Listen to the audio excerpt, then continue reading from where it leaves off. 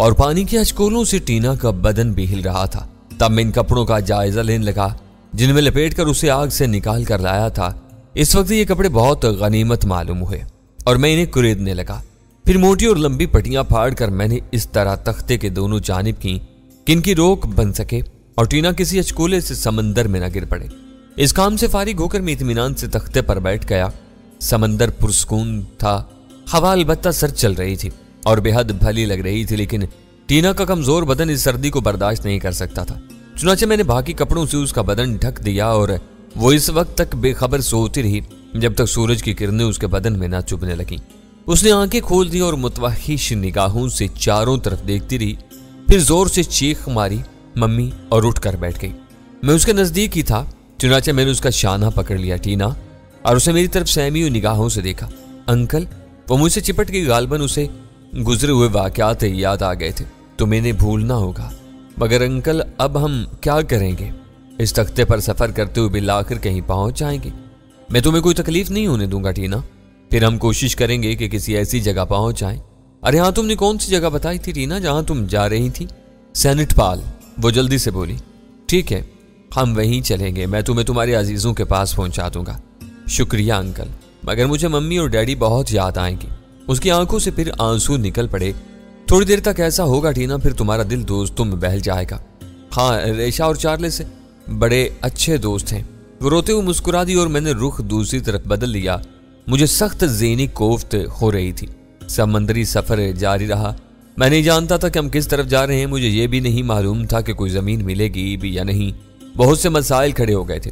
टीना की जिंदगी के लिए बहुत सी चीजें जरूरी थीं और यहाँ कुछ भी नहीं था। फिर सूरज छुप गया और बादलों ने आसमान ढक लिया। इस तरह धूप की तपिश से निजात मिल गई। लेकिन टीना को अब भूख लगने लगी थी। वो कुछ होंठों पर जुबान फेर रही थी, लेकिन मासूम टीना ने मुझसे भूख की शिकायत नहीं की। मैं देर तक सोचता रहा। इस वक्त मैं समंदरी मछलियों के अलावा उसे कुछ और नहीं पेश कर सकता था। मछलियों को तो मैं कबर की गहराइयों से भी निकाल सकता था, लेकिन जदीद दौर की परवरदा इस लड़की के हल्क से कच्चा गोश्त उतर नहीं सकता था। इसलिए क्या करूं? जाहिर है गोश्त भूनने का मेरे पास कोई जरिया नहीं था। मैंने मुस्कुराती निगाहों से टीना की तरफ देखा और बोला, तुम बड़ी खामोश लड़की हो। कभी तुमने कहानियां नहीं सुनी और ना ही पढ़ी हैं? बेशुमार, उसने जवाब दिया। तब मुझे कोई कहानी सुनाओ। क्या तुम्हें वो कहानी याद है जिसमें एक नन्ही जल परी अपने वालिदैन से नाराज होकर सतह समंदर पर आ गई थी और फिर उसने एक तवील अरसा वहीं गुजारा? नहीं अंकल, मैंने वो कहानी नहीं सुनी। मेरी इस बात से टीना की आंखों की चमक वापस आ गई। बड़ी दिलचस्प कहानी है। नन्ही जल परी अपने वालिदैन से सख्त नाराज हो गई थी और उसने फैसला कर लिया था कि वो समंदर के नीचे कभी नहीं जाएगी। खूब, फिर? टीना ने पूछा। बस वो लकड़ी की एक छोटी सी बदनुमा किश्ती में बैठकर समंदर के सीने पर सफर करती रही और उसके साथ उसका मजबूत साथी होफा भी था। क्या वो आपकी तरह मजबूत था अंकल? टीना ने पूछा। हाँ, यही समझ लो। और टीना जलपरी बिल्कुल तुम्हारी तरह थी। कमाल है। फिर क्या हुआ अंकल? बस जलपरी की जब सुबह आंख खुली तो उसे सख्त भूख लग रही थी और वो भूख से रोने लगी। तब उसके साथी होफा ने पूछा, नन्ही जलपरी क्या बात है? मुझे भूख लग रही है होफा, जलपरी रोती हुई बोली और टीना बेख्तियार हंस पड़ी। मैंने चौंक कर उसे देखा और मुस्कुरा कर बोला, वाह टीना, वो बेचारी भूख से रो रही थी और तुम हंस रही हो। यही तो मजे की बात है अंकल। जलपरी भूख से रो रही थी और मैं भूख से हंस रही हूँ। कैसी दिलचस्प बात है। बात तो वाकई दिलचस्प है, लेकिन टीना क्यों ना हम जलपरी का खेल खेलें? टीना ने बेहद दिलचस्पी का मुजाहरा करते हुए कहा। तब तुम भूख से रो? मैंने कहा और टीना आंखों पर हाथ रखकर मसनूई अंदाज में मुंह बसोरने लगी और फिर मुझे देखकर खिलखिलाकर हंस पड़ी। मासूम दिल जरा सी देर में सब कुछ भूल गया था। हंसने की नहीं हो रही भाई, कहानी इस वक्त आगे बढ़ेगी जब तुम रोगी, वरना खेल अधूरा रह जाएगा। मैंने बच्चों के से अंदाज में कहा। प्लीज अंकल थोड़ी सी आगे बढ़ा दें। फिर क्या हुआ? जब जलपरी रोने लगी तो उसके साथी होफा ने समंदर में छलांग लगा दी और अपने हाथों में मछलियां पकड़ कर ले आया। उसने जलपरी को मछली का गोश्त पेश किया और जलपरी रोते रोते हंस पड़ी। उसने बड़े मजे से मछली का कच्चा गोश्त खाया और पेट भर लिया। कच्चा गोश्त खाया उसने? हाँ, तो इससे क्या फर्क पड़ता है? लेकिन कच्चा गोश्त अंकल, गोश्त को भून कर तो उसे खराब कर लिया जाता है। जो लुत्फ कच्चा गोश्त खाने में है वो भुने हुए गोश्त में कहाँ? हम समंदर में रहने वाले तो हमेशा कच्ची मछलियां खाते हैं। पहले जरा सी बदमजगी लगती है और फिर दिल चाहता है कि हमेशा कच्ची मछलियां खाते रहो। ओह अंकल, मैंने कच्ची कभी मछली नहीं खाई। जलपरी का खेल शुरू कर दो। मैं होफा की तरह तुम्हारे लिए कच्ची मछलियां समंदर से निकाल लाऊंगा। मैं नफसियाती तौर पर लड़की को कच्चा गोश्त खाने के लिए तैयार कर लिया था। वो नीम रजामंद नजर आने लगी थी। लेकिन अंकल, क्या आप जलपरी के दोस्त की तरह समंदर से मछलियां निकाल सकते हैं? क्यों नहीं, तुम मुझे हुक्म दो नन्ही जलपरी कि जाओ होफा समंदर से मछलियां निकाल लाओ। होफा, मैं भूखी हूँ, मुझे समंदर से मछलियां निकाल कर खिलाओ, टीना ने कहा। और दूसरे लम्हे मैंने कमीज उतार कर समंदर में छलांग लगा दी और समंदर की गहराइयों में उतरता चला गया। मेरी आंखें तेजी से समंदर में मछलियां तलाश कर रही थीं। तब मैंने मछलियों के गोल को देखा और बर्फ की तरह उन पर कूदा। मैंने 2 बड़ी मछलियां हाथों में पकड़ी और ऊपर बुलंद होने लगा। मछलियां मेरे हाथ में सख्त जिद्दोजहद कर रही थीं, लेकिन मैंने लेकर तख्ते के नजदीक पहुंच गया। टीना खुशी से उछल पड़ी। अंकल, आप तो वाकई हूफा की तरह बहादुर हैं। बाकी अंकल, बड़े ताज्जुब की बात है ना। भाई, खेल खराब मत करो, अब मुझे कहो कि हूफा मछलियों का गोश्त पेश करो। मैंने कहा और टीना ने मेरे कहे हुए अल्फाज दोहरा दिए। कच्ची मछली का गोश्त खाते हुए टीना को कई बार उबकाइयां आई, लेकिन मैंने उसके साथ खुद भी कच्ची मछली का गोश्त खाया और बहरहाल किसी न किसी तरह वो इसके मैदे में उतर ही गई। टीना ओले ओले मुंह बनाती रही थी, लेकिन मेरी बातों से उस पर से यह असर भी ज़ायल हो गया। बहरहाल मैंने बड़ा मसला हल कर दिया था। रात को आराम से सो गई और मैं उसके नजदीक तख्ते पर लेट गया, लेकिन बहरहाल मैं उसके लिए परेशान था। पानी का मामला बिगड़ रहा था। अगर बारिश भी हो गई तब भी कोई फायदा नहीं था। पानी का जखीरा तो किया ही नहीं जा सकता था। गो मछली के गोश्त में काफी नमी होती है और वो किसी हद तक पानी की जरूरत भी पूरी कर देती है, लेकिन पानी फिर भी जरूरी था। रात भर तेज हवाएं चलती रहीं और तख्ते का सफर काफी तेज रफ्तार रहा। मैंने टीना को यकबस्ता हवाओं से बचाने के लिए अपना ऊपरी लिबास उस पर डाल दिया था और रात भर उसकी निगरानी करता रहा। सुबह को वह शाश बेशाश थी। मुझे देखकर मुस्कुराती हुई बोली, हूफा, हमारे लिए मछलियां लाओ। अभी लाया नन्ही जलपरी, मैंने कहा और चंद साथ के बाद पानी में उतर गया। समंदर से मछलियां हासिल करना कोई मुश्किल काम नहीं था। चंद ही साथ के बाद मैं मछलियां लेकर तख्ते पर पहुंच गया। कल की निस्बत आज टीना ने मछलियां आराम से खाई। फिर वो मुस्कुराने लगी और फिर किसी ख्याल से चौंक पड़ी। अंकल, उसकी आवाज में एक अजीब से खौफ की लर्जिश थी। रात को मैंने फिर एक ख्वाब देखा है। ओह, क्या ख्वाब था? यही जगह थी अंकल, लेकिन फिर समंदर से स्याह रंग के एक खतरनाक जानवर ने सर निकाला और अंकल समंदर का पानी जोर जोर से उछलने लगा। हम दोनों समंदर में गिर पड़े, लेकिन अंकल फिर हम किसी जमीन पर पहुंच गए, दरख्तों वाली जमीन। बस अंकल, यहां तक ख्वाब देखा था और तुम्हारे ख्वाब सच्चे होते हैं, मैंने मुस्कुराते हुए लहजे में कहा। बस क्या बताऊं अंकल, लेकिन जहाज में आग जरूर लग गई थी। फिर वो खामोश हो गई। मेरे जहन में अजीब से तासरात थे। बहरहाल खौफजदा होने का तो कोई तसव्वुर ही नहीं था। हाँ, थोड़ा सा तरद्दुद हुआ था, तो सिर्फ टीना की वजह से। इस बच्ची से मैं वाकई मोहब्बत करने लगा था। पूरा दिन गुजर गया। इसकी दिलचस्पी के लिए उससे हजारों बातें की थी और वो दिन भर हंसती रही। फिर रात हो गई। आसमान साफ था, सितारे निकल आए थे। टीना भी खिलाफे मामूल जागती रही थी। फिर समंदर पर चांदनी फैल गई और टीना चमकदार लहरों को देखने लगी। वो मुस्कुरा रही थी। मैं खुद को वाकई जलपरी समझने लगी हूँ। अंकल, तुम हो ही जलपरी और आप हूफा हैं? हाँ, नहीं, आप तो मेरे अंकल हैं। हूफा तो जलपरी का खादिम था, उसने प्यार भरी आवाज में कहा और मेरे घुटने पर सर रख कर लेट गई। उसकी निगाहें चांद पर जमी थीं, लेकिन अचानक मुझे समंदर में कुछ हलचल महसूस हुई और मैं चौंक पड़ा। ज़हन के पर्दे पर एक एहसास जरूर था, टीना के अनोखे ख्वाब का एहसास।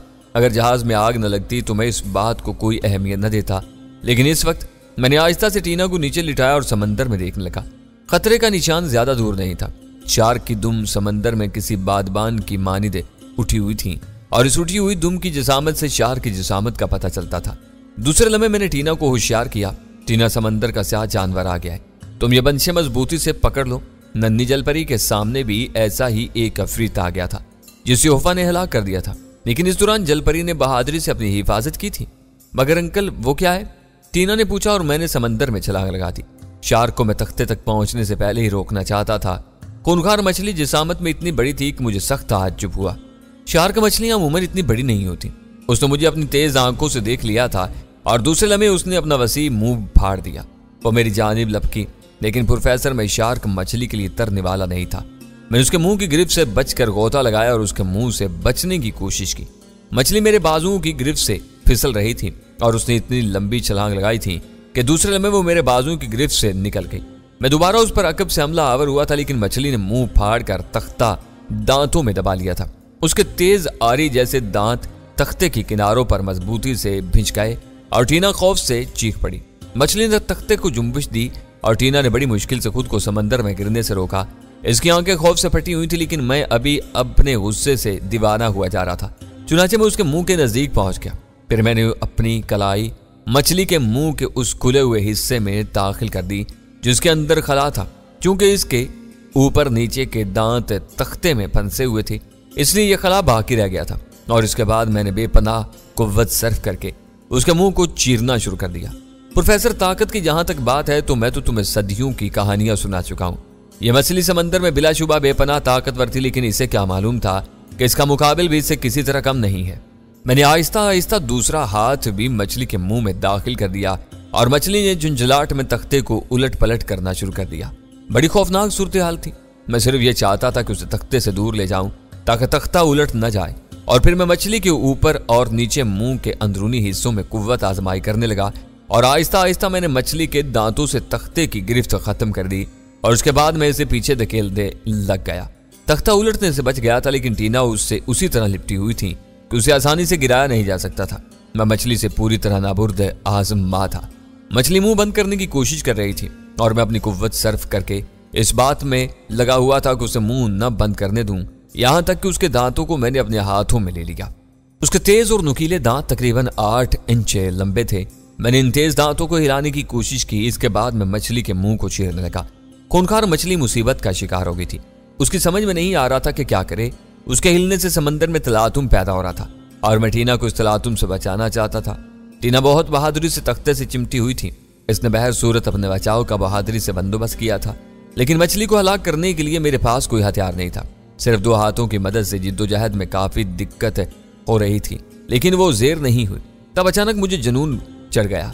मैंने उसके दांत पकड़ लिए। दूसरे लम्हे मैंने उन दांतों को खौफनाक झटके से उखाड़ दिया और मछली कर्ब में मुब्तला होकर पीछे हटी, लेकिन अब मैं उसका पीछा नहीं छोड़ सकता था।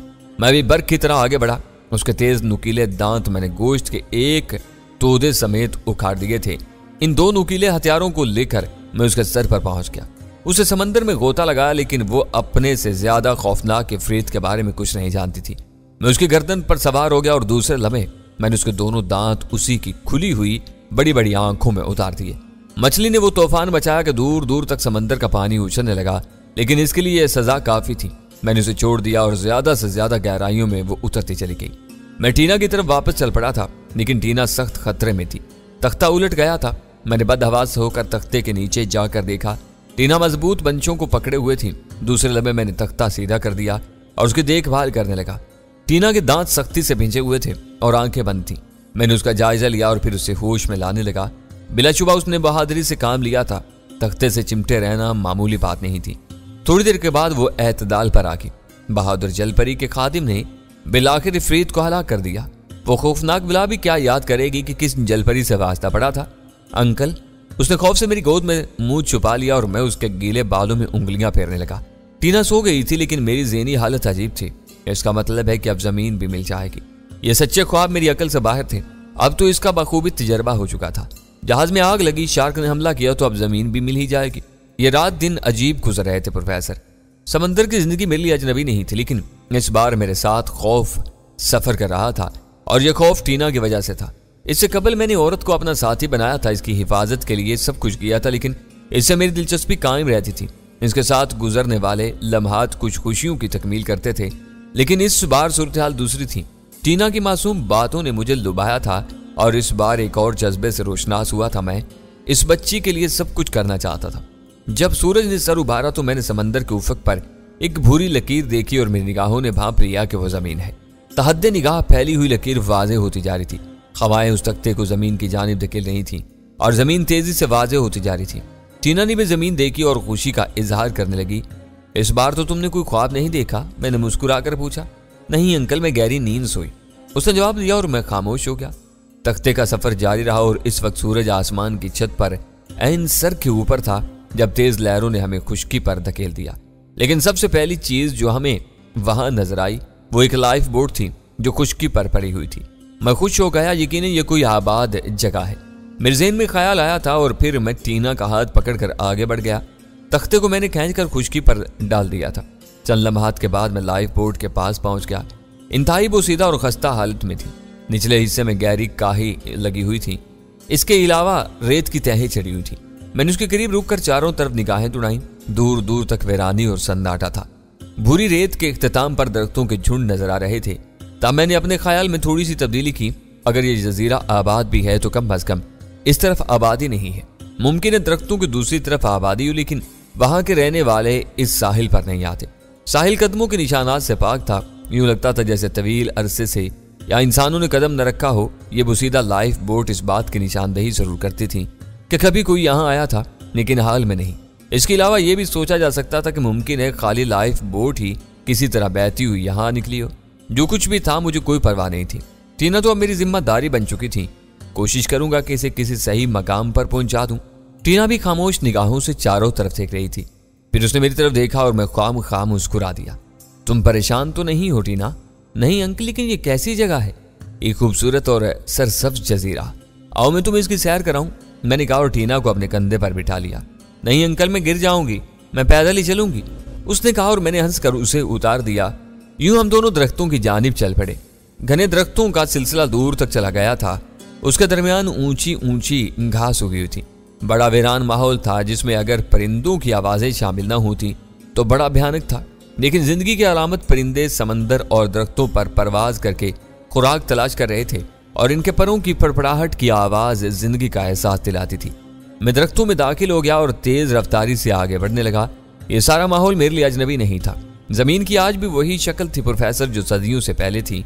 इंसानी कदम जिस जगह पहुंचे थे वहां उन्होंने कुछ से कुछ कर लिया था, लेकिन जहां इनका गुजर नहीं हुआ था वहां आज भी सदियों पुरानी तारीख नजर आती थी और मैं वही माहौल दोबारा देख रहा था। टीना अलबत्ता इस माहौल से खौफजदा थी और सहमे हुए अंदाज में रुक जाती थी। मेरी कोशिश थी कि किसी तरह जल्द अज जल्द इन दरख्तों के दूसरे सिरे को तलाश करूं। चुनाचे थोड़ी देर के बाद मैंने टीना को दोबारा कांधे पर बिठा लिया और फिर मैं इन दरख्तों के दरमियान दौड़ने लगा। मुझे इसमें महारत थी। बस ऐसी जगहों का ख्याल रखता था जहां मेरे कंधों पर बैठी टीना उलझ न जाए और ये सफर शायद हम लोग रात होने तक भी तय नहीं कर सकते थे।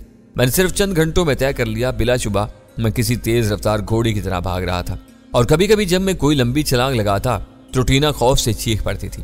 दौड़ते हुए मैंने जंगली फलों के दरख्त भी देखे थे और यह देखकर खुशी हुई थी कि यहाँ नारियल के दरख्त भी कसरत से मौजूद थे और दूर दूर तक फैले नजर आ रहे थे। ये दरख्त नारियल के फलों से लदे हुए थे। इस तरह पानी का मसला भी बासानी हल हो सकता था और शिकार तो इसका तो अब कोई मसला ही नहीं था।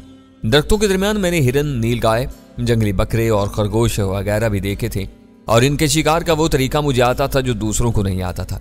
ये सारी चीजें मैंने निगाह में रखी हुई थी। बिलाकर दरख्तों का दूसरा सिरा नजर आ गया।